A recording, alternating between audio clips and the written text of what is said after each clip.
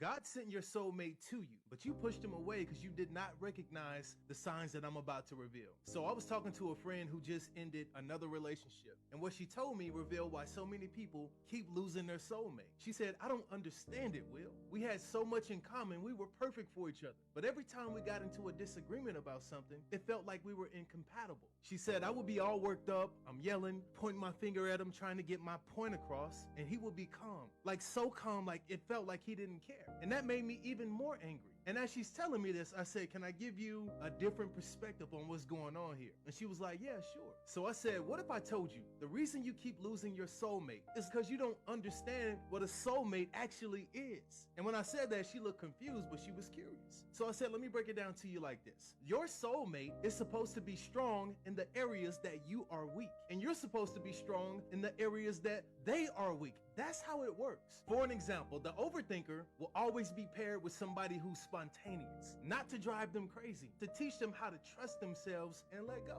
The person who avoids conflict will always be paired with somebody who addresses issues, not to create drama, but to teach them that healthy communication is perfectly okay. The person who struggles with emotions will always be paired with somebody who feels deeply, and it's not to overwhelm them, but it's to teach them how to connect with their own heart. So I said, let's go back to your boyfriend. Him staying peaceful was not about showing you he didn't care. It was more about teaching you how to have peace in stressful situations. But because peace for you during stress is unfamiliar, you mistook that as detachment, and now he's gone. And when I said that, her whole face changed. And then I told her, every time you lose someone because of your differences, you're actually losing your greatest opportunity for growth. See, the very thing that triggers you about a person is probably the exact thing that God wants you to learn from them. And we spend so much time trying to change people when God has put them in our lives so they can change us to be more like Him. So your differences aren't incompatibilities, they're curriculum. And your soulmate is your teacher. So the next time someone comes into your life and everything about them challenges you, don't run. That's not your enemy, that's your assignment.